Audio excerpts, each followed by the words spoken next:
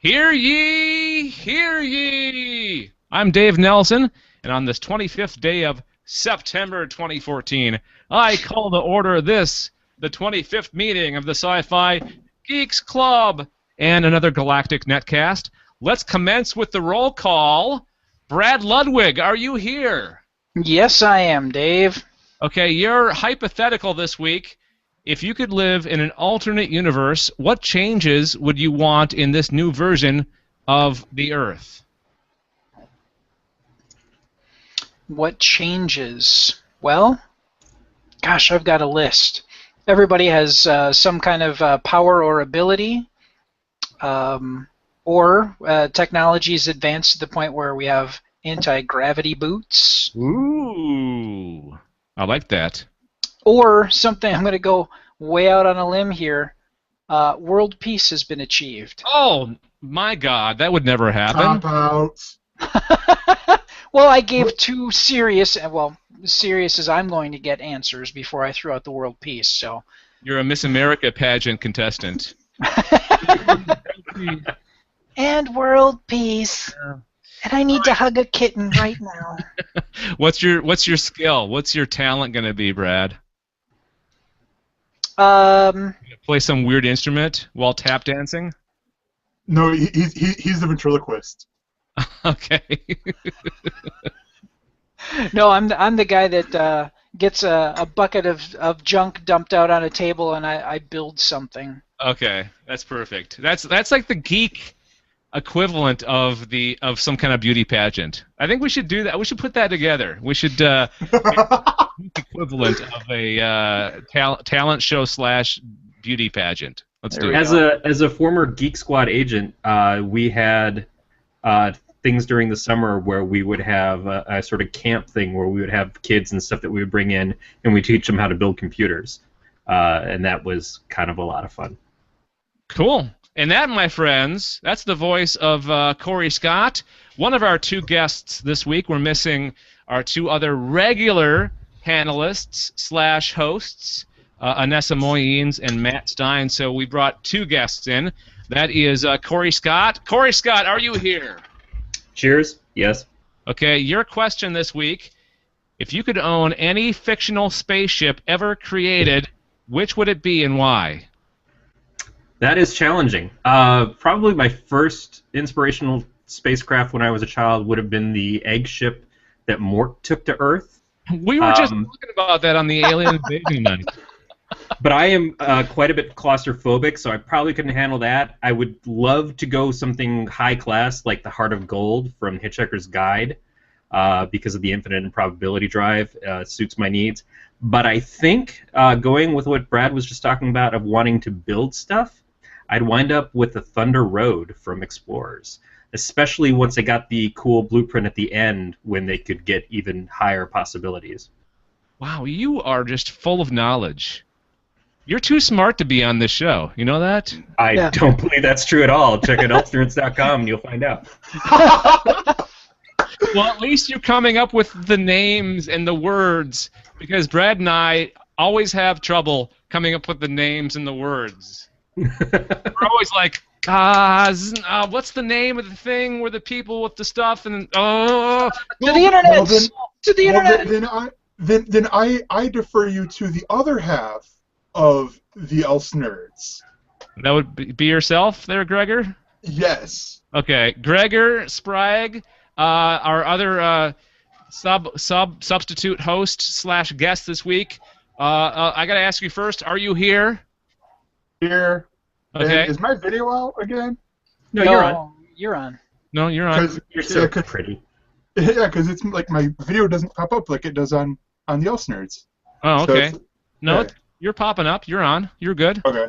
Okay, your hypothetical question this week is, since you're from Michigan, what would you like to have as the official state sci-fi creature of Michigan?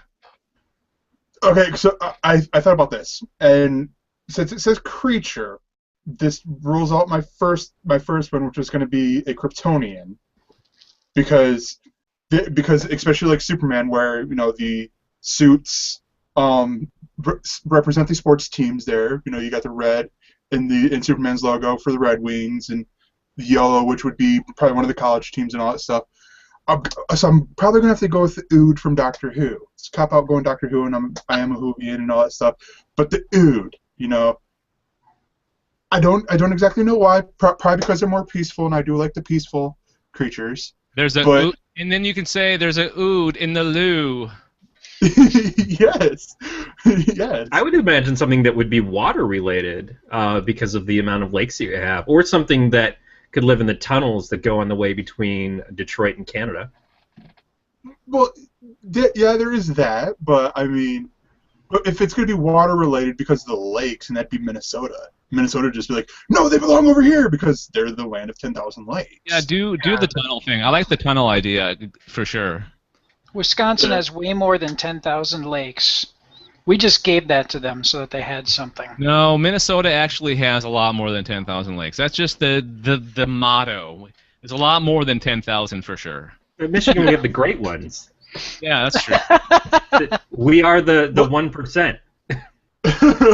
Okay, we could talk about this all night, Yeah. but we're not going to. So I have a question for everybody. You ready for this? What did everybody think of the Gotham and Agents of S.H.I.E.L.D. premieres? I don't know what you're speaking of. I think you are lying, Mr. Scott. I don't know what referencing to what. the Gotham? What is this Gotham? Tasty. Agents of S.H.I.E.L.D. sounds like some sort of insurance company. Or it's a terrorist group. But no, okay, no. I'll be honest, because usually I usually lead this off on our Monday What Else Is On show, and then Corey just, I sit here and I go, yep, I agree with that. Okay. Before you continue, Gregor, I should actually do the proper introduction for you guys. Gregor Sprague and Corey Scott, also known as the Elsenerds, they do 2 shows on YouTube. They do the What Else Is On, your TV-focused show. And then you do Elsenerds 616, which is all about comic books and comic book related things, right? Am I getting that right? Yep. The comic book show. Yep. So far, the comic book show is every other Saturday. We have the show this Saturday, which will be very fun and interesting on my end for the reviews, anyways. Depending on what I get read, because I'm skipping around and all that stuff. But yeah, but my opinion on Gotham is actually the people who are sort of trashing it. I'm like, shut up, because it's a pilot. Pilots do get a little bit aren't perfect. They are setting it up, you know. They set a mood. They basically are to paint a picture for the broadcasting networks to decide if they want to bid on it or not. Now some pilots are reshot after that process, but it is to still give you an idea of who each of the characters are and what the story for the rest of the season at the very least is going to be about. It's going to feel a little bit jumpy. You're gonna come out of it feeling like, okay, I can take it or leave it. The second episode is far more important because that's really when you start to get into the nitty-gritty of the characters. As far as what they did, it doesn't feel like a departure from the nature of any of the characters compared to the comics. It feels closer to what we were getting in the Nolan movies, at the very least, and I think that was probably a good idea. We see a lot of the potential future villains for Batman in it. Some of that seemed like it was a little bit of overkill. Did we need to see 3 to possibly 4 of them in the very first episode? I don't know, but it really depends on how they layer the story after this. But I think you almost have to, just to keep people watching, right? They have to know that there's some kind of payoff coming up. The thing I'm interested in, and I actually talked to my mom about this, who's not a comic book fan, not a big Batman fan to begin with, like with the movies and stuff. Like, I think she did see the Tim Burton Batmans, and you know, like the Batmans when I was a kid, mainly because me and my cousin were like, we want to go see Batman, we want to go see Batman, and I was, to make you guys feel older, I was very young when they came out in the 90s, because again I was born in '89, and but That's me every week, Brad. That is Yeah. my head just falling forward just every week. And so she actually asked me because with the time we record, I could have sat there and watched it, and then been like, oh my gosh, it was and tell Brad or tell Corey and Evan and Beatmaster my opinion of it, and try not to spoil it, and then sit there and go, okay, well, how did I try to remember how I saw it, or I can just stay fresh. And my mom, she was a little bit lost on who some of the people were, because they weren't, with the exception of Cobblepot, who does become Penguin, and they say, hey, anyone ever tell you look like a penguin a little bit? All that. It does sort of go this little tongue-in-cheek with him, but everyone else, they don't really get into what they become. Well, so, with Catwoman, you can pretty much figure out what she's gonna be. Well, yeah. The cat. But isn't that inside baseball though? Isn't that's one of the problems I had with Star Trek Into Darkness? Mm-hmm. And I think we even discussed this a little while back when that movie came out. Is that Star Trek Into Darkness introduced characters and concepts and creatures and stuff like the Tribbles and Khan, and built off of the fact that you had this knowledge of this great film from all these years ago and all these great episodes of the original Trek, but it didn't really give you the establishment of what they were in the movie itself. So if you were a longtime fan, you saw this and you went, oh, this is great. They got Tribbles there, they got this, they've got these other things, that's awesome. Mm-hmm. But if you came into it without any knowledge of those things, you're kind of like, well, I don't really understand how the Tribble thing affected stuff, and what is that? What are those things? It just kind of, they drop them in your lap and they become Deus Ex Machina for the movie. So with Gotham, we have this little girl running around who's stealing stuff and giving milk to cats, but we know nothing else about her other than that she's built a fascination with young Bruce because she saw his parents killed. So for a person who has no concept of what Catwoman is or no concept of what Riddler is, they're not getting the in-jokes. And that's always a problem. Exactly. I don't think they handled it poorly in this, but that is a danger, is if you give the promise of, well, if you know who these people are, this is really cool, you've got to give it to the layman, too.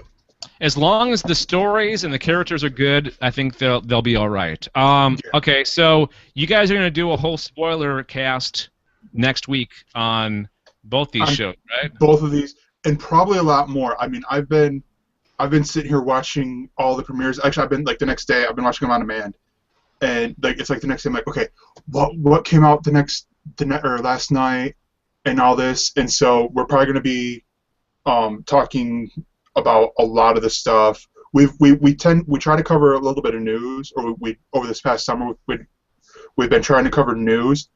We're probably going to go and not do as much news because of how much has been premiering. And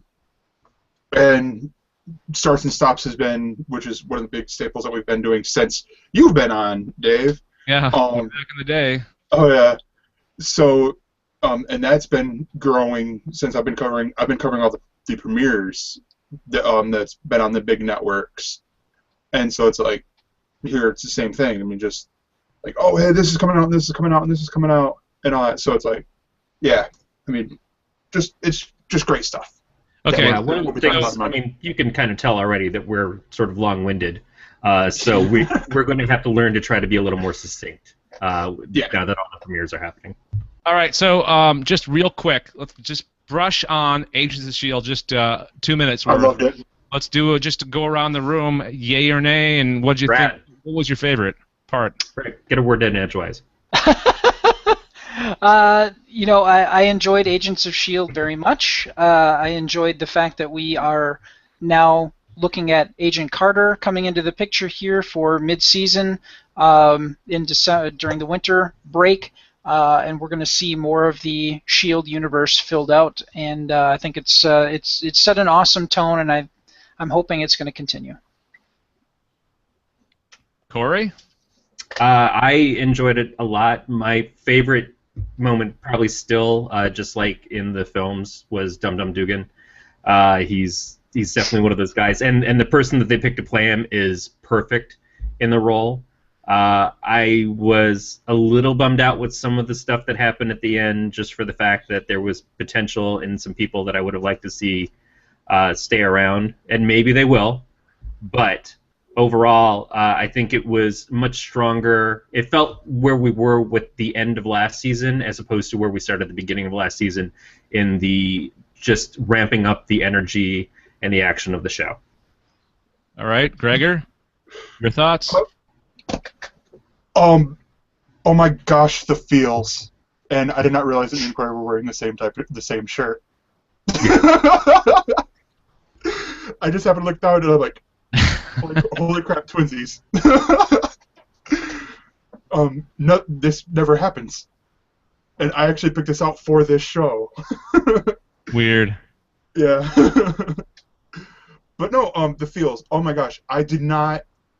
I don't remember who wrote this episode, but I freaking love this, and I'm so glad that that Agents of S.H.I.E.L.D. caught its path as quickly as it did halfway through its last season. That then how Arrow did. Like everyone's saying. What said with Arrow that it took it I think the second season before it finally took off, but with Agents of S.H.I.E.L.D. I think it was halfway through last season and it really took off. Where here I loved Agents of S.H.I.E.L.D. from the get-go, but then again Marvel fanboy here, hello. But yeah, I mean it's just the feels all throughout. I put that in the questions at the end of SciFi Geeks Club, or not Sci-Fi, but the Alien Invasion. On the when you guys were recording, when you guys were talking, like, oh my gosh, there's the ending. Oh no, I wanted to sit there and just oh no. Yeah, that was sad. Caught me off guard big time. I didn't know. Yeah. I don't think anybody knew that the thing that we're talking about that we're not going to do it this time. No, I don't think I'll even spoil it on Monday. I'll be like, no. It was a kick in the crotch, guaranteed. Yeah. It was a kick in the crotch, and then you fall over, and then they're going to kick you in the ribs like 3 times. Hey, I got an idea. Let's move on with the show here. This is the show where we talk about the week's science fiction news and discuss it in depth. Before we do that, though, let's read the minutes from last week's, or the last meeting of the SciFi Geeks Club. And as always, Brad does that. What did we talk about last week, Brad? Well, unfortunately, Matthew was not with us, so we had more of a reduced grouping of folks, condensed show, as it were. The first story that we did have, though, is the one I brought to the table. J.J. Abrams reveals his Millennium Falcon. It's unspeakably beautiful. Yeah, there was a bit of back and forth between both J.J. Abrams and Zack Snyder, and they were kind of having a Twitter fight, and it was very, very interesting. And now, I fell for it. Yeah, it was pretty fascinating. But that ended with a full-blown video of, and this was done on Steadicam because people were saying, oh, it's CGI, but it was a Steadicam shot where they started out from a little ways and then walked towards the ship and got right up close to the ship itself, and it is gorgeous. It is a gorgeous piece of set work. Just the practical effects standpoint that they're doing, that they are building ships, that they are making these things. Anthony Daniels? Yep. Yeah. Playing C-3PO said one of the reasons why he came back was because he actually gets to be in costume again. Yep. That is brilliant to me. That is exactly what is making my fanboy level increase on a movie that I didn't think I could come back to being a Star Wars fan. Wait a second, was he not in the costume in the prequels? Episode 1, he was behind it in like a blue or a green suit, depending on what the scene called for. Episode 2, I think he was in it. And then episode 3, I don't know. Yeah, because episode 1 he was just being built, right? So he wasn't solid yet.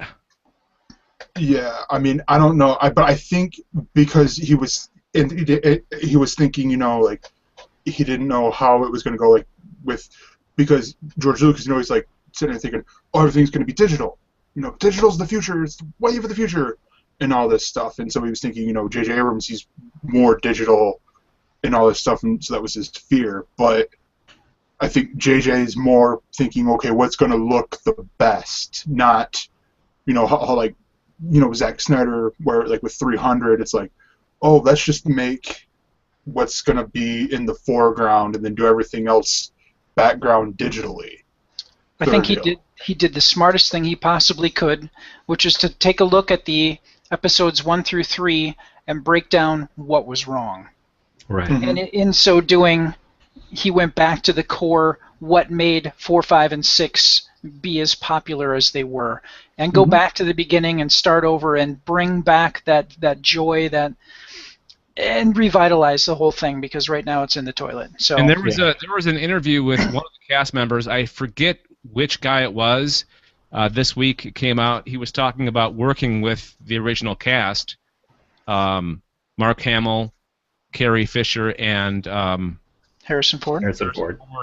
And he said they're brilliant, they're funny, and J.J. Abrams is letting them just go. Just go do your thing, which is really good news. I can't wait for that. That's going to be awesome. Yep. Speaking of episode 1, Beat Morgenthaler, who's watching us right now, he says, can we agree that Agent Ward from Agents of S.H.I.E.L.D. is now the Jar Jar Binks of Agents of S.H.I.E.L.D.? You guys agree with that? No. No. I get what he's saying. I think that maybe where Ward, where we feel like Ward started, but I think the potential for what Ward can become might be closer to Angelus from Buffy the Vampire Slayer, if we're lucky. Yeah. Taking something that was kind of the goody-goody, the nice guy, the hunky but not very deep dude, and possibly making him much more dangerous. That's where they did finish off in the first season. Ward has potential to change things up, which Jar Jar did not get, but also did not earn. Mm-hmm. Well, I look at Ward's story is like Xena, in the respect that he is evil, but I think that he has the potential to see what has happened once he saw what Garrett did at the end. I don't want to give stuff away, but he lost a lot, and I think he's starting to realize that a little bit. I think he had to hit rock bottom. He might not be all the way there, but he is darn close, and I think we're going to see him take the hero's journey after this. Yeah, I think you're right, Brad, especially after that big thing came down at the end when Sky was talking to him in his jail cell, and all of a sudden he was just cut off again. I think that solitude's going to get to him, and I think they're going to call him up for some kind of thing that only Ward can do, and he'll be back on the team before we know it. Yeah. If he's not Jar Jar, then he might be Anakin. All right, let's move on. All right. We're doing last week's. Okay, so the next story Dave brought to the table, Firefly alum Sean Mayer to star in the indie sci-fi thriller ISRA 88, which is the tale of a space crew that ends up going to the end of the universe, and they are stuck on repeat, and he needs to figure out how to get out of it and how to save everybody, or what's going on, and what can be done. So. And I said it was a mashup of Edge of Tomorrow and Groundhog's Day. No, sorry. Christopher Nolan movie Interstellar. It's a combination of Interstellar and Edge of Tomorrow. I think with the anticipation of this Chris Nolan epic that we're going to see in Interstellar, we're going to see numerous, a few movies that are going to kind of match that tone, that theme. So it should be very interesting. We're on the cusp of a sci-fi rebirth. Yeah, absolutely. In the media, on TV and movies, it's going to be a brilliant next decade or so. I got a feeling it's going to be a good time. Absolutely. And last but certainly not least was Anessa's story, Legendary TV buys John Scalzi's novel Lock-In, and they are going to produce it. And Lock-In's premise is there is a virus that once contracted, you are locked inside of your own body. You cannot move, you cannot do anything but think. And this is a world where, boy, I don't want to say it's like surrogates, but you can. There is a way for you to do things through a proxy, and that's what this is going to explore. So, and hopefully, if we get John Scalzi on the show, which we are working on doing, he can tell us where he got the idea for that, because I got a feeling that maybe he felt like he was locked in. And I thought maybe he watched that Metallica 1 video too many times. Yeah. Good point. Very good point. All right, Brad, thank you very much for the review. Let's move on with new business. Gregor, you have the honor of getting us into the news this week. All right. Well, this I actually told you guys, or told Dave about this last week because I thought I was going to be on last week. And it turns out I could have been on last week, but whatever. But Vimeo gets 80 episodes of Mystery Science Theater 3000, with more coming soon. And this comes to us from Variety. What is what does the more mean? Is that the new episodes that they were talking about making a while back, or is these ones that haven't been put in form to use online or on home use yet? No. So right now, Mystery Science Theater, or MTS3K, has 198 episodes in total from their run in however long they've been out. I took that out in there because I'm like, that's going to be really long. But they only have the rights to air 80 episodes out, because right now I believe you can get them not only through Vimeo, which is the Vimeo a la carte service, because you have to pay for them. It's not just like you can go to Vimeo and then search and watch them for free. And you can purchase them for $9.99 or rent them, and they're yours to own, or you can rent them for $2.99, or you can buy them all outright for $300. And then you can get I believe there's 12. And there's more. Hold on. There's more coming up in the next 12 months. I forget what they said. How much is coming out? But basically they don't say how many is coming out because there's like essentially two deals that they have to make. There's the that Vimeo made. There's with Shout Factory, or that Shout Factory is doing. There's the B movie license, and then there's the essential, and then the Riff Track guys that made the stuff that they're doing, that they did over it, and you can get these through other people as well, because they're out. A lot of these are already out through, and also the episodes are also out on Netflix and Hulu Plus. But you can get these on Apple's iTunes, Google Play, Amazon Instant Video, and Walmart's Vudu. But also, if you do get, the article says that if you do purchase this for $300, which is they're saying is a savings of $500, this will include the what comes out next year, or this will include what comes out through September 17th, 2016. So you're buying it for $300 for what there is now, but it also includes the stuff that's coming up, which might not be on those other choices like Netflix and stuff, because they haven't worked out those deals yet, probably. Yeah, and which is pretty good. And the thing with Netflix and all of those other services is that they have this stuff from time to time, but then it disappears off, and then it comes back, or it goes to another service. So you might have it on Netflix for a while, then it goes over to Amazon Prime, then it goes over to Hulu, and it just kind of jumps around. But it sounds like if you make the purchase, then you're always going to have access to these. Mm-hmm. Is this Vimeo's play to become like a Netflix or an Amazon Prime? Is this their? I don't know if it's necessarily that, but I think it's been around forever, or for a long time now. It's just I think this is its first big step. Yeah, everybody's taking their first stabs at this stuff. I mean, we just recently heard about Yahoo taking on Community, and bringing us a new season. This isn't necessarily new content, but it might be new content that you can't get anywhere else. And that's a jump. It's something that gets it noticed first, and then the activity that brings on will get it to that next step of maybe they start creating original content, or they get more exclusives and that kind of thing. We are going to be tracing shows around if this continues to be the case, because all of these different services are going to get their own specialized things, and then it's going to be like cable, except not one box. You're going to have to chase all these different services to get everything that you want. I don't know if that's better. And the only thing I don't know if it said is if you can download it, or if it's essentially if you are if you're stuck, like you have to go to Vimeo.com and view them in your purchase, sort of deal.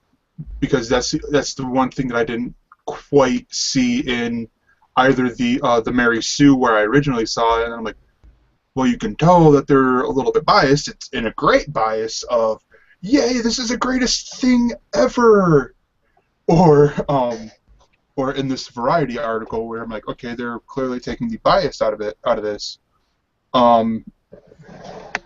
If I remember correctly, I think the Veronica Mars movie that was Kickstartered came out, and for the people who backed it and got to download it, we did it through Vimeo. And so that wasn't it wasn't really that we were downloading the movie, it's just that we can access it through the Vimeo app to watch it at any point we want to. So I don't believe it's DRM free. I don't believe you get to go and download these files. I mean, that's a lot of files to download, but that's neither here nor there. I don't believe that that's how they've got things set up yet. But that's still protecting copy protection stuff. But here's the other good thing with it, is with Vimeo, and I haven't read the terms of service, if you buy it, if you do spend the $300 to purchase it, I believe it would be yours outright. Where with iTunes, in their fine print, it's not yours. Oh, you never own anything from iTunes? No. Yeah. But you do download it, and then you just kind of hack the hell out of it. But Apple owns your soul. Yeah. And I think it might be the same with Google Play and Amazon Instant Video and probably even Walmart's Vudu. Hey, I got an idea. Let's kind of change the angle on this story just a slight bit here. Let's talk about the sci-fi aspect of Mystery Science Theater 3000. What was you guys' favorite either episode or something they did? You know, because every episode had the movie itself, and then they had the story with Joel or Mike. And the robots. So you guys have a favorite episode particularly, or something they did, or just throwing it out there? I will just say that because of the person that I got to watch a lot of the MST3K stuff with, my best friend and I, when I worked at the comic store back in Michigan, we would come home late at night, watch MST3K, and crack up like crazy. The one that was probably the funniest to us was the original Planet of the Apes with little Johnny running around in his hot pants. I don't know why. There's this line in there where the apes are all lined up in a row and they're in military uniforms, and they're like, 10, hut, fling, crap, and we just bust out every day just about flinging poo at each other. No matter how much evolution you go through, that's still damn funny. Well, that show made me a big fan of, number one, B movies, really bad movies, but also of commenting on movies, because it made me a big fan of number 2. There is that. Good segue from flinging crap to talking about number 2. But the big question, really, I think, to anybody is, are you a Joel or are you a Mike? Oh, Team Joel or Team Mike? Is that what you're saying? Yeah. Asking? I'm a Team Joel myself. I am Team Joel. Even though Mike did a lot of the writing for Joel's stuff, and that's something I mean, Joel was funny because of the words that Mike gave him, but I really think that Joel's delivery was just better. There's something about the deadpan aspect of him. Recently, I heard like the very first, like not pilot episode, but the first thing that they actually put together as a proposal for Mystery Science Theater 3000, and it was like a live thing. Like at some conference or some convention, they did this. They acted out what they were going to do for the show, and that's how they got the show ordered through the local, through the Twin Cities, Minneapolis, St. Paul, by the way, local TV station that eventually picked up Mystery Science Theater 3000, and that was really cool to hear. It was really neat to hear that early concept of that show. Just the fact that there used to be those local TV stations you go through and you could make your own show. I mean, that's essentially what YouTube is now. But it was that was the premise of Wayne's World. That was the premise for a lot of things. But these shows that were these little bitty, tiny, hole-in-the-wall shows that just existed for one place and nobody else ever heard of, and then you'd get something that was lucky enough to move on, like MST3K, and become bigger. This is definitely definitely the success story of all those types of local shows. Well, you got Bozo the Clown, you've got Elvira too. That was Elvira. You've got Gouldini. That was more the Chicago area, but it had been done before. But I think nobody. The idea that you could be a real complete slacker and talk like a jackass through a film, saying the things that you're all thinking, trying to one-up the other person, gave people hope. You know? And don't you think it also kind of like molded the generations after to do the YouTube stuff, sort of? It was a big inspiration for them. Isn't that sort of what Twitch is? Yeah, I suppose. But the fact that you can say, oh, you're MST3King it, and have people of multiple generations understand what that is, to have that become a verb. Yeah. That really speaks volumes. It had. I will be honest though. I think it might be starting to lose its verbiage. Like it is getting niche. Yeah. Yeah, you're right. But seeing that some of them have come back and regrouped to do riff tracks, I mean, it's not dead as a concept, and it doesn't entirely exist as MST3K, but it definitely has a life of its own that exists well beyond its. It's going to be around for a number of generations beyond us, which speaks volumes. And that story that came out a couple months ago, how Joel Hodgkin wants to bring the show back in some form. That's hopeful news as well. It is, but there were major rifts with the crew, with the original people. So you're not going to see a lot of those guys working together. Yeah, it's too bad. It's going to be Joel and maybe a couple of the early people, but not all of them. All right, let's move on to the second story. Brad, what you got? So this one jumped out at me on Gizmodo.com. Are you ready with the sound effects, Dave? Oh, yes. Thank you for the heads up. Thanks for the warning. All right. Here's the title of the article. Foolish scientists have just created shape-shifting metal!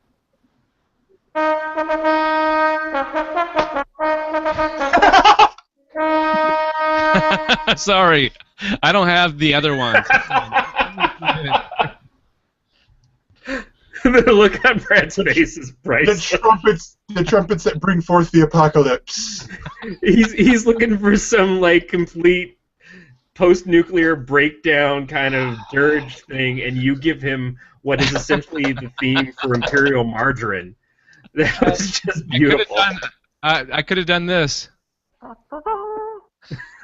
Or yes, thank you. That was the one that you're looking for. I know. I didn't have the one on this soundboard that I'm on right now. Sorry. All right. Let's get into the story. a team of researchers from North Carolina State University decided the world would be a better place with terrifying shape-shifting T-1000s, and so have developed a way to control and manipulate liquid metals. That would have been a great place for that sound. Come on, Brad, you're letting yourself down. I am. I need to take myself out of the room and kick my own ass.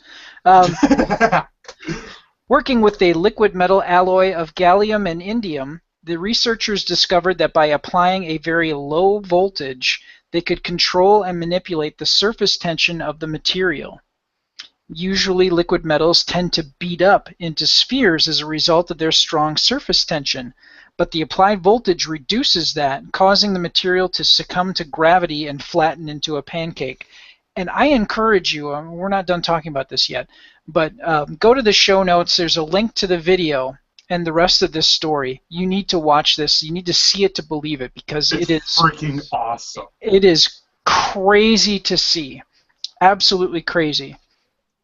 Because it does. It looks like a nice shaped little globe on the table, and all of a sudden it just kind of bleh, and then they turn the voltage off and it just back into shape, and it's just it's crazy to see. Crazy to see. There we go. Pulled up the other soundboard. Nice. The effect is also reversible. If the applied charge is flipped from negative to positive, the liquid metal returns to a spherical shape. So for the time being, the researchers aren't going to be able to create a shape-shifting, time-traveling assassin using this breakthrough, but they do envision research possibly revolutionizing how electronics and circuits are produced, or giving them the ability to automatically adapt as needed, like changing the shape of your smartphone's antenna to better tune into a weaker signal. I could see a lot of applications of this for probes, other like mobile craft. You know, DARPA's been working on, and Google bought one of the companies that made or is making bipedal robots. There could be some. Could you imagine having some form of ballast that you could kind of change the shape of on the fly to help keep balance or something like that? I mean, there's probably a number of different applications here that we're not seeing, but wow, it's just to see the video, it's just mind-blowing. Yeah, but the only problem right now I'm seeing, and again, this is stupid brain here with Gregor, is from watching the video, it's just essentially like, okay, like here to Blu-ray sort of deal.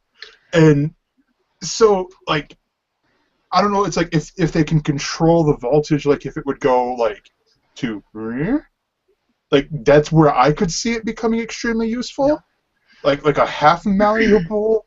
Yeah. Like you could go half sphere maybe. They could they could pulse the voltage to get it to vibrate, maybe get it to maybe move like a snake, or there would be a lot of, because you look at LEDs. They have the tricolor LEDs, and essentially you're altering the voltage to get the different colors in the LED. So I mean, the concept definitely exists, and I'm sure that there's a lot of interesting applications that could be basically fake a non-Newtonian fluid, but just with a current. Sure. I think you guys are missing the real beauty of this, which is it's the ultimate failsafe. Because when the robots rise up against man, all we have to do is turn off the voltage, and they all turn into goo. Perfect. That's the kill switch, right? Unfortunately, we've also made all the vacuums robotic as well, and then they come after us. Well, all you need is a 9-volt and a slingshot, and I think you can probably screw up somebody's day there. That's true. Just get Hawkeye in here with his arrow and the 9-volt arrow that he has. Yeah. Now, can we all agree that we are going to be taken over by robots someday? Is this something that we're all agreement on? Agreement? That's not a word. Oh, yes. It's the plot of the next Avengers movie. I mean, come on, he's going to do it right here. Not if, but then the Avengers movie after that, Star-Lord's going to come in and save the day. And then Slimer will stop by and screw everything up. See, you got to be watching the video version of this podcast. Well, this will be directed by Kevin Smith as a zombie. and then eventually this movie will get made right here. And Sadly, it'll be PG-13. And then I'll be like, hey. wait, do you get that as you come into Canada? Yes, whenever you cross the border into the great country of Canada, you get a paperweight that says "Keep calm, eh?" Oh yeah. Oh yeah. Well, do you get this? Do you get a Tech TV bouncy ball that's supposed to light up? I'm so jealous. I don't want to start dragging down the pile of toys that I'm sitting precariously perched on my desk because it'll just be a big crash. Suffice it to say, you would all get schooled. No, this is true. Wind up dead and buried underneath toys. Does any of you guys have a TARDIS mug? Oh, but see here, this is where I win because Chewbacca holding my sonic screwdrivers. Oh, nice. I think you won. You won. Unless Brad's going to bring out something that's going to trump all that. Brad's going and putting on his Stormtrooper armor as we speak. I hear him running around. Oh! Is that Iron Man? No, this is a Sentinel. That is Sentinel. Oh! This is the Sentinel that you could build. You had to buy 1, 2, 3, 4, 5, 6 figures. Oh, the Legends. Yep. Yeah. And see, here's my face to give you kind of a reference as to how big it is. Wow, that's huge.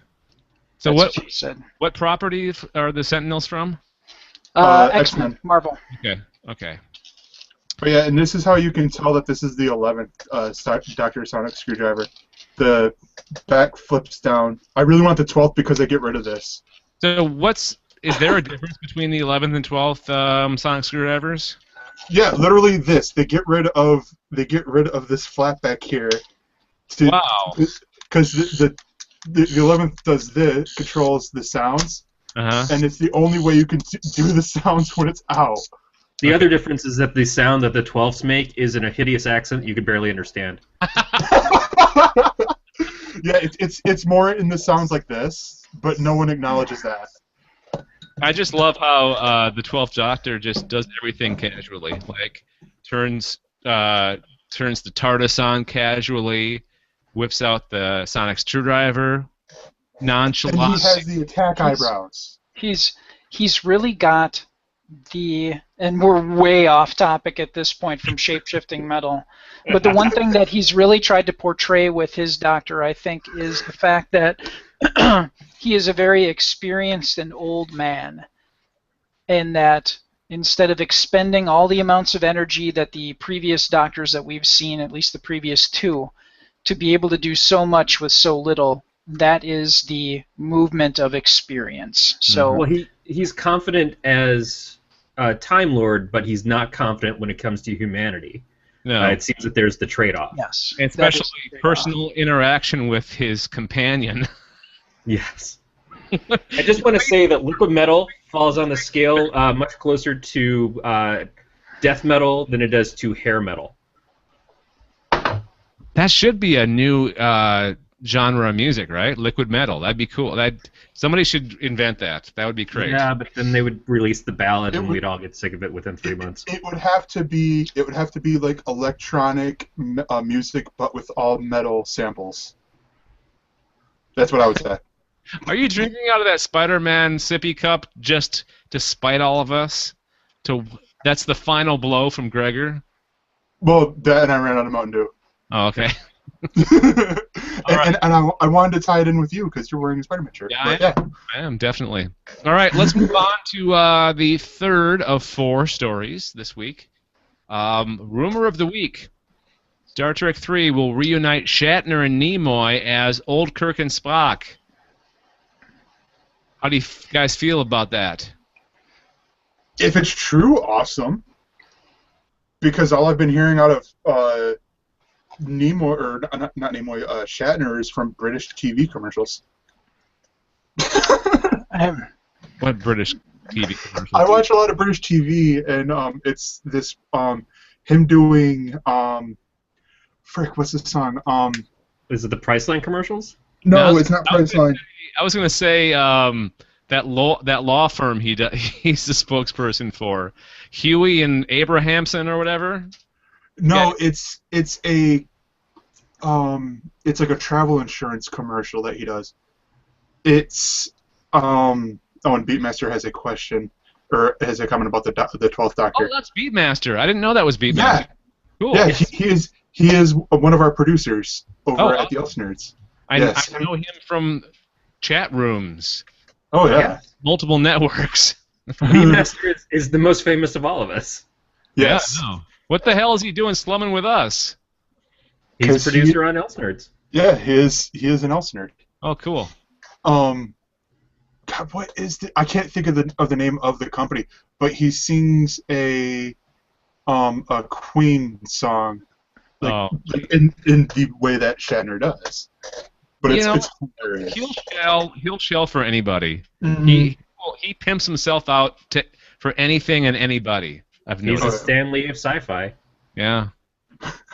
All right, Which is not a bad place to be. But as far as them being in the film together, as long as we don't have them solve everything for the current cast again, I can be okay with it. But the problem is that it seems like every time they have a problem, they go, "Hey, old Spock, what should we do?" Well, I know. It's a bad crutch, definitely. And I hope they do it. I hope they do it in the right way. They don't like because they could do it in a very cheesy way if they don't do it right. You know what I mean? It's something they've dipped into the well too many times. Yeah. Yeah. My feeling is let the new cast go. Let them be Kirk and Spock and Uhura. Let them boldly go. Yeah, boldly go. Yes. Okay, so the story is, this is from Badass Digest.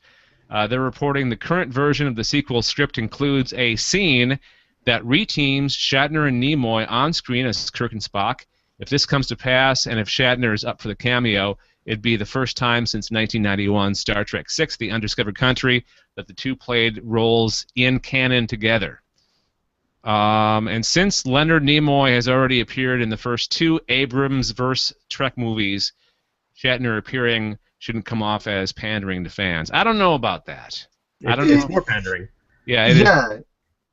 But if it does anything, to undo his death from Generations, which in this new history probably wouldn't have happened anyways, but if it undoes that in the films, because that only happened really in the books, that they were able to write their way out of it, that would be okay.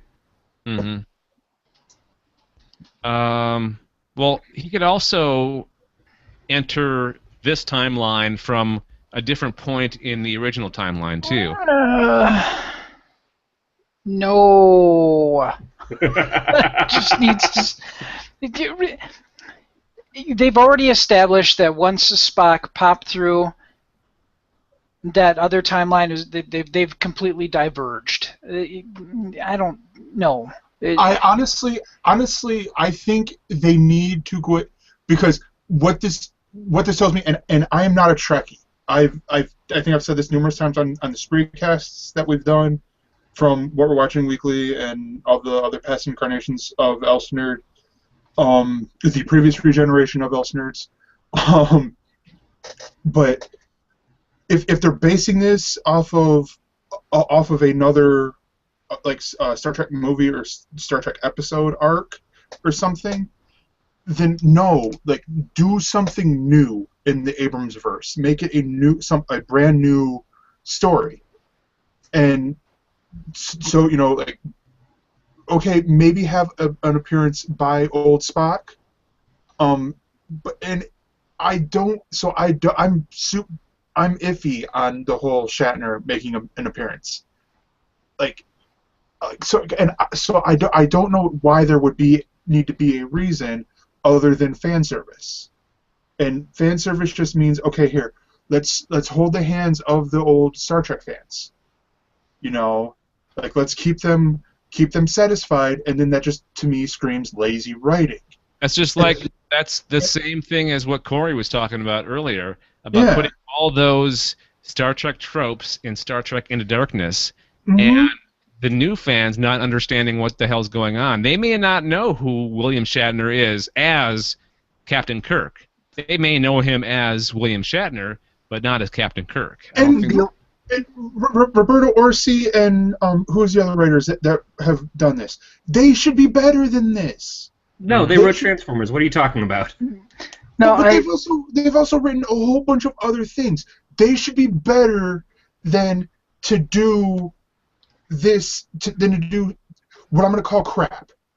If this is what it's going to be. The only thing that I think you're leaving out of the equation is the studio pressure.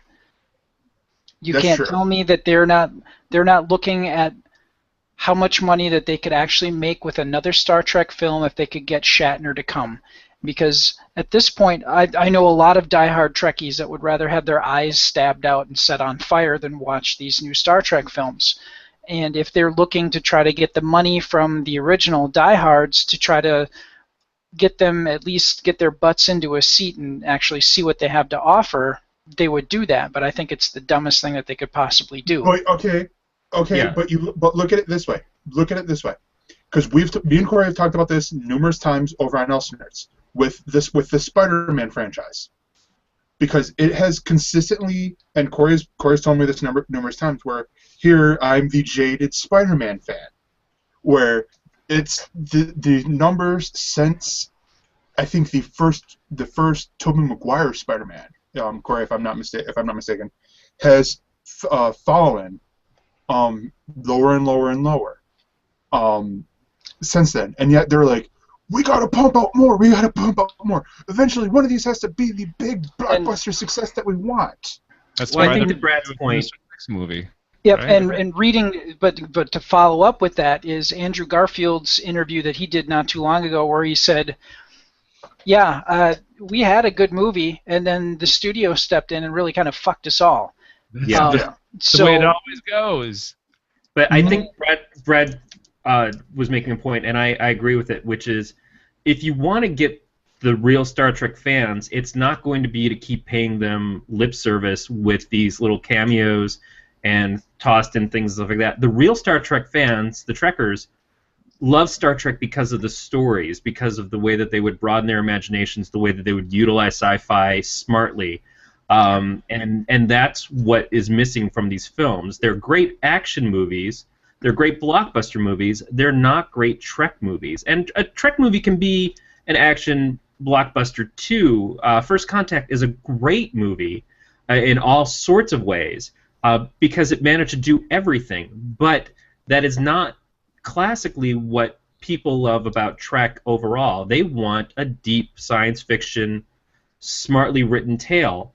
And that is not what they're delivering right now. So they're making big budget blockbusters, which is all well and good, but that's not going to get you the lifetime fans. And you know what? My theory is I'm going to say two things. Number one, they're going to get William Shatner back for the 50th anniversary, which is going to be in 2016, which is when this movie will be out, right? Probably. Right. That's number one. Number two, after the movie comes out, they're going to launch a new series, and it's going to be produced by Seth MacFarlane. Seriously, he's like uber producer now, and he's an uber Star Trek fan. Like, he produced Cosmos. Cosmos, yes. So that's my. He was involved with that museum. That what was it? Was it the Tesla Museum or was it another one? I don't remember which one he was involved in. He very well could have been Tesla. The one that I think the dude who did the oatmeal was. I think. Yeah, that's right. That's who was doing that. But yeah, he is a big geek, and he is someone who loves the stuff. And that was the thing with Abrams. Abrams didn't love Star Trek. He loved Star Wars, and he made Star Trek movies that were closer to Star Wars than they were to Trek. And I don't fault them for trying to make something more popular and more mainstream to get the first one out, but it seems like after that they should have tried to give us something that was new Trek as opposed to new Trek. And you can't do those. Well, no, you just proved it with talking about First Contact. You can do those those big concept ideas, big idea Star Trek episode in movie form, but it seems like they don't want to even do that. So. Carl Sagan was involved with getting. I'm sorry. Seth MacFarlane was involved with getting money together to get Carl Sagan's papers donated to the Library of Congress. That's right. That's what it was. Thank you. Beatmaster says, give Ronald D. Moore something to do.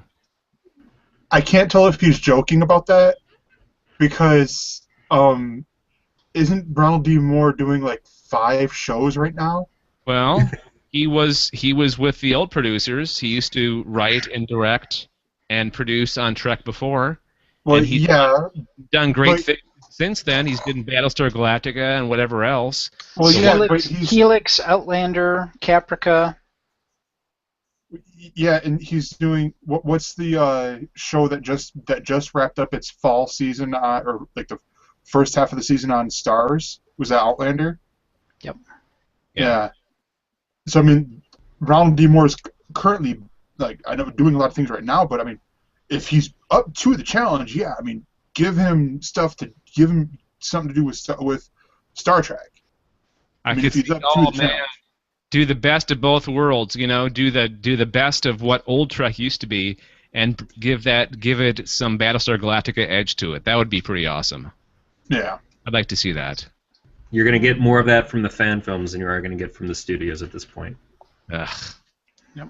Yeah, there's some great fan films. There's some really good fan films out there. Yeah. Did you guys see that Axanar, the prelude to Axanar film? Not yet. I think you were talking about it on a couple episodes ago. Yeah, it's really, really good. And then there's another one out that's coming out, and it takes place in Star Trek Universe Prime, and it involves a bunch of Trek alumni. Like Yeah, I've seen ads for that one. That looks really good. Even Icheb from Star Trek Voyager is one of the main characters in there, along with what's his face, Chekhov, the original Chekhov. What's his name? Help me out. Who? Walter Koenig. Yeah, he's in it, and a bunch of old Star Trek people. So, yeah, fan films are definitely where it's at right now. All right, let's move on. I think that's it for that story. Let's move on to the final story. Corey, what do you got? What do you want to bring to the table this week? All right, so this is an interesting story to me for a number of reasons, but researchers have weaved microscopically small diamonds into ultra-thin nanothreads, and the reason why this is being talked about is everyone's saying this could be what gets us that elevator to space. Once they start to perfect this, that we could have something that would be strong enough that would get us the cabling and stuff to be able to have an elevator up to a space station that they have been talking about since I was a kid reading popular science back in probably 1977 or so. Well, the concept's been around since like the 1800s, actually. Yeah, but in the 70s we at least had an idea of where we would actually go in space. I think in those early times we were probably still thinking that we had the sun circling around us. But when I was a child, my mom asked me, she was driving around neighborhoods in Michigan, and we went to some of the nicer neighborhoods, and she goes, "Oh, look at these houses. Aren't these amazing? Wouldn't you want to live in something like this someday?" And I said, "No, Mom. When I'm an adult, I'm going to live in outer space." And I really believed that, and she was adamant that, "No, you're not taking my grandchildren to space with you." Well, that's why there's no grandkids, Mom. But at any rate, this is very interesting because what they've done is they're just basically starting out with this, but at the heart of the nanothreads are a long, thin strand of carbon atoms that are arranged like the fundamental unit of a diamond structure. And they are just getting to the beginnings of it, but they do expect that this is going to get stronger and stronger. Now, you add this to that liquid metal, and I think we're onto something here. I think it would create the Metal Men from DC Universe. All we need to do is create the responsometers, and it's game on. Dibs on platinum. I would honestly take the Observing Men before I would take Metal Men, to be honest. What? Crusher Dude, it'd be anything. be anything than just be a metal man. Come on. See, I'd take copper. I'll be absorbed. Copper is really cool. Unfortunately, she's not in See, Kirk. Dave's with me. See, Made Dave's me so with me. angry. All right. Sorry. All right, so tell us more, Corey. Tell us more. All right, so looking ahead, the researchers want to improve the threads, which appear to be somewhat less than perfect, but the main challenge will be to figure out a way to mass-produce the material. Should they solve this problem, and that's a big if, the nanothreads could be used to protect the atmosphere, including lighter, more fuel-efficient, and therefore less polluting vehicles. One of our wildest dreams for the nanomaterials we're developing is that they could be used to make the super-strong, lightweight cables that would make it possible for the construction of a space elevator, which so far has existed only as science fiction idea. I've done a little reading on this. Doesn't the base have to be like in the ocean or something like that? Just because it moves around so much that, like, the water protects it from I don't know. I don't remember why it has to be. I mean, yeah, you've got to consider something that's not inside our atmosphere, and we've got this long thing going straight up into it. It has to be moving in rhythm with the planet, or we have to have something that can have more give. And that's why this material is so important. You know, we couldn't just send steel girders up to the sky, no matter how much we put into it as far as mass, because it would eventually bend and break and cause a lot of destruction. So this is what we've been looking to get to make this happen. And the whole point of being in space is being able to get the materials up there so that you can get distance traveled with space vehicles without having to worry about launching out of Earth's atmosphere in the first place. You can get all the fuels and stuff up there to be able to go further, because so much of what you do is initially burned out just trying to get out of here. And throwing back to Star Trek, that's why the Enterprise never goes into the atmosphere, J.J. Abrams. Yeah. But no, yeah, I mean, looking at this, and I saw it on, I think it was on the YouTube channel SourceFed, but this is extremely, once this gets done, it's extremely energy efficient. Like, I think they theorize, it's, well, time, not only energy efficient, but time efficient too, because it would only take, 4 hours, I would say, to get up there. Oh, or I something like that. thought it was like a couple of days. That's what I read. Was it like that?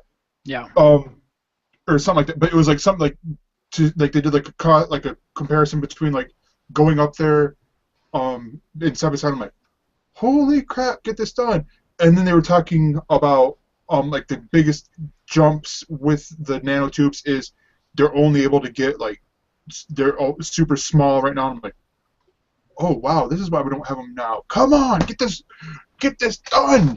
I want to see this. Well, the other reason that we haven't had them yet is because initially all the investments were going into a space escalator, but people's shoes kept getting caught in the teeth of the steps. That's the best. I love that. You're awesome, Corey.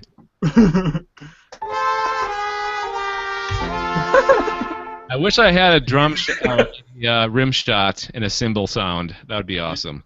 rimshot.com. Oh, sorry. No, Wilhelm scream. Even better. That is a perfect sound effect for somebody getting caught in an escalator. But no, honestly, I love this idea. I love this, to see this happen. And I think I heard about this like 5 years ago, and I think the other thing I heard was that it would have to be at the equator or something. I don't know if that's true or not, but like no, that would be. I think it has to be in a certain spot on the Earth, so it doesn't move as much as it, because of the way things orbit and the way the Earth moves or whatever. Or they just put the base on roller skates. Just put it on big like wheels. You just see it moving around, crushing towns.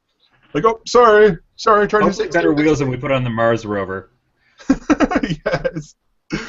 It'd work great on Mars, just a giant rover with a space station.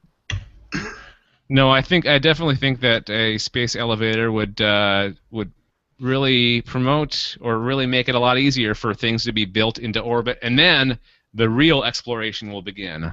We hit the solar system, then we hit the galaxy.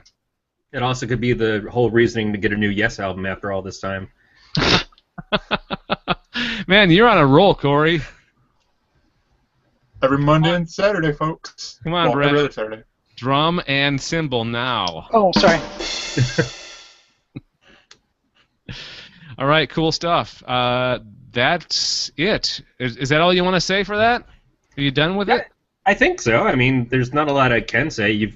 We've pressed the button. We just got to wait for it to show up on our floor, and then we can go. Yeah, that'd be the longest wait ever. That is true. Imagine the Imagine the music. I keep on hitting the down button, but nothing happens. It's not coming. What the hell's going on? No, imagine the wedding proposal or the marriage proposal on there, and then the no rejection. Oh my God! And it just like Awkward. the day like, trip down. All the possibilities are endless. All right, so normally when we wrap up the news, we would do the Sci-Fi Geeks quiz, but since we are down 2 regular cast members, I was totally gonna play for Matt this week. I know that's the way we should do it. That's definitely the way we should do it. But I don't have any questions prepared, so I'm sorry. I will say that you're just envious. For Vanessa, my wrestling meal of the week would be Jesse the Body, then tuna melt. Nice. Now, if you're lost, if you don't understand what the hell Corey's saying, refer to episode. Well, we're on 25 right now. I think we talked about that 2 or 3 episodes ago. So just listen to all the episodes or watch all the episodes. You'll understand what the hell we're talking about. All the perfect reason to tune in every week to Sci-Fi Geeks Club here on GalacticNetcast.com. Thank you. Thanks for the plug, Corey. That's awesome. Yep. All right. Hey, that's going to do it for this episode of the Sci-Fi Geeks Club. Don't forget to subscribe to us. You can do that by going to galacticnetcasts.com/subscribe. Also, we're on the iTunes. Search for Sci-Fi Geeks Club. We're on Stitcher Smart Radio. Search for Sci-Fi Geeks Club. And we're on YouTube, youtube.com/Galactic Netcasts. Subscribe to our YouTube channel. And you can watch us do the dueling sci-fi geek toys that we did earlier in the episode. That's the perk you get from watching us on YouTube. Word. Feedback. We'd like that. GalacticNetcasts@gmail.com. GalacticNetcasts@gmail.com. Or call our voicemail number. It's 805-328-3966. 805-328-3966. And one more thing. You can follow us on Facebook, Twitter, and Google+. We pump out all kinds of cool science fiction and science news throughout the week relating to what we talk about on these shows. So follow us on the social networks. You'll get that as well. All right, Corey Scott, Gregor Sprague, thank you for joining us. The Elsenerds, tell us where people can catch you guys talk about the comics and the TV and stuff. You can find us talk about movies and TV shows. If I figure out what I'm talking about, every Monday at 9:30 East, 6:30 West, at Elsenerds.com, which forwards you to our YouTube channel, and then comics every other Saturday, which this Saturday we are on, at 9:30 and 6:30 East and West, 9:30 East, 6:30 West. At Elsenerds.com, which forwards to our YouTube channel. And you can follow us on the Twitter at Elsenerds. Yes. Okay. You guys want to explain? Gregor's been on the show before talking about the origin of the name Elsenerds, but guys want to, for anybody that has no idea what you're talking about, do the origin story on Elsenerds. Basically, when we talked about doing a comic show, we were still running the old version of What Else Is On, which was What We're Watching Weekly, which was started by you, Tasteful Dave, and our friend Glenn Rubenstein. And we were trying to figure out a title for the comic show. I thought about calling it the 616, which is based off of Marvel's continuity, what their main world is. But I wanted to kind of mix in. I didn't want to just appear to be a Marvel show, so I wanted to do something with DC. So I thought about, well, DC has their different Earths too. They used to do the Elseworlds, so I thought of Elsenerds in regard to that. So the Elsenerds 616 was the basis for the show, and then Elsenerds was just one of those names that I was surprised wasn't used by somebody as it was. So we just made it the whole network name. Yeah, when you find out that a name like that has not been taken, you snatch that up. You grab it before anybody else does. And when we took that to the TV show, and being able to tribute it by using the what, but integrating the else into it, so what else is on, kind of worked magically for us. We were really lucky on how that all played out. Yeah, definitely. Yep. So what's the website address again? Elsenerds.com. Okay, cool. All right, that is it. That is all. Thank you for joining us on this edition of the Sci-Fi Geeks Club, another galactic netcast. Thanks for listening, and we'll talk to you guys next time. All right. Thanks, Dave. Bye, Thanks, Dad. Dad. Bye, Dad.